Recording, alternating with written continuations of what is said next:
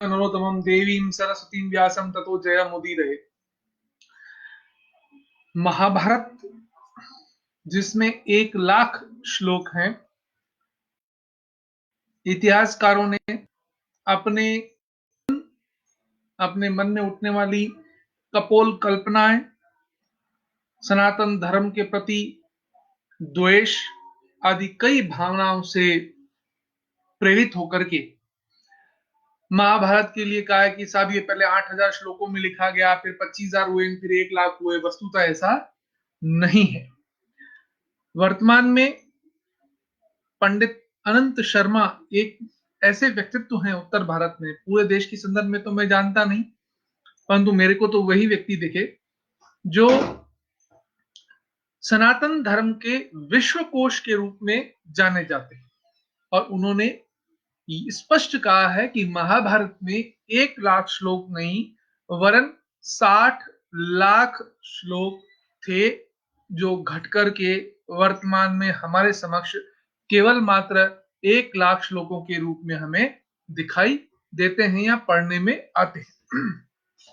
इसमें एक प्रमुख चर्चा कई विद्वानों ने, कई जो मेरे वीडियो देख रहे हैं, उन्होंने ये मांग की कि द्रौपदी के 5 पतियों के संदर्भ में आप कुछ चर्चा करें और कुछ प्रमाण दें। तो यहाँ पे मैं ये स्पष्ट कर दूं कि भारतीय धर्म, दर्शन, पुराण, प्रासंगिकता आदि को समझने के लिए भारतीय दर्शन में जो पुनर्जन्म का सिद्धांत, पुनर्जन्म का प्रायोगिक स्वरूप, पुनर्जन्म की विचारणा हमें दिखाई देती है, उसके सिद्धांत के विरुद्ध आप किसी भी तथ्य को न समझ सकते हैं, न समझा सकते हैं। पुनर्जन्म एक शाश्वत प्रक्रिया है आत्मा की, और जो व्यक्ति पुनर्जन्म को नहीं मानता वह पुनर्जन्म के संदर्भ में अपनी किसी भी सिद्धांत को स्वीकार करे अथवा न करे, वह स्वतंत्र है। परंतु पुनर्जन्म विश्व संस्कृति के, सनातन संस्कृति की, इस ब्रह्मांड के धर्म का पुनर्जन्म एक आधारभूत स्वरूप है। इसी पुनर्जन्म के सिद्धांत को, इसी पुनर्जन्म के आत्मा के बारंबार जन्म के विचारणा के सिद्धांत के आधार पर ही द्रौपदी जी के 5 पतियों के संदर्भ में विवेचना हमें प्राप्त होती है। कोई व्यक्ति यदि ये कह दे कि मैं 2 और 2 को 4 नहीं 3.9 मानूंगा या 4.1 मानूंगा, तो यह उसकी व्यक्तिगत मानसिकता है, शाश्वत सत्य नहीं। इसलिए शाश्वत सत्य केवल मात्र यही है कि पुनर्जन्म होता है, पुनर्जन्म होता है और पुनर्जन्म होता है। जो व्यक्ति पुनर्जन्म के सिद्धांत को स्वीकार नहीं करता वह सही दिशा में नहीं जा रहा, ऐसा मेरा शाश्वत विचार है और उसको नकारा नहीं जा सकता। कोई व्यक्ति केवल अपनी इच्छा से उसे नकारे तो मैंने वही कहा, जैसे 2 और 2 4 को कोई 3.9 कहे या 4.1 है तो वो उसकी गणितीय त्रुटि है। खैर, द्रौपदी जी के संदर्भ में हमने कई विषय पढ़े हैं, कई जानकारियां सबको हैं, परंतु जो मैं प्रकरण महाभारत में से लेना चाहता हूं वह प्रकरण प्रथम अध्याय, प्रथम खंड में ही है। प्रथम खंड के आदि पर्व के चैत्र उप पर्व जो है, उस पर्व के चतुष्षष्टि अधिक सप्तमो अध्याय 164 में, 165 और 166 चार 5 अध्याय एक साथ है, जिनके अंदर हमको द्रौपदी से संबंधित चर्चा प्राप्त होती है। इसमें स्पष्ट कहा है कि बकासुर के जब लाक्षागृह में पांडवों को मारने का प्रयास असफल हुआ, उसके बाद लाक्षागृह से जब ये निकल गए और एक ब्राह्मण के यहाँ रहे, वहां पे ब्राह्मण के द्वारा अपने पुत्र की एक राक्षस को भेंट देनी थी, उसके स्थान पर भीम गए और भीम ने बकासुर को मारा। टीवी में हमें यह दिखाया गया कि वे पांडव उसके बाद वहां से चुपचाप चले गए, किंतु मूल महाभारत में ऐसा नहीं है। वे उसी ब्राह्मण के यहाँ रहे और कुछ दिनों बाद वहां पर एक अन्य विद्वान ब्राह्मण आया जो दिन भर अच्छी अच्छी कहानियां धर्म दर्शन पे चर्चा करते थे, जो युधिष्ठिर के लिए अत्यंत प्रिय था। वहां पर उस ब्राह्मण ने प्रसंग सुनाया द्रौपदी के विवाह का, और द्रौपदी के विवाह के साथ ही उसने यह बात भी बताई कि द्रुपद का द्रोण के द्वारा अपमान होने पर द्रुपद ने विशेष यज्ञ करवाया, उपयाज और याज 2 भाइयों के द्वारा, पुत्र प्राप्ति के लिए। जब पुत्र प्राप्ति के लिए यज्ञ पूरा और चरु शेष था, तो चरु जब द्रौपदी की पत्नी को खाने के लिए दिया जाने लगा, तो उनके मुंह में उस समय पान था। तो उन्होंने कहा मैं पान से मुंह साफ करके आऊं तब मैं भक्षण करूं, क्योंकि इससे चरु का अपमान होगा अगर मैंने पान वाले मुंह में डाल दिया। तो उस समय उस याज ने कहा कि चरु जब तैयार हो गया तो किसी की प्रतीक्षा नहीं करेगा। ऐसा करके उन्होंने चरु अग्नि में डाल दिया।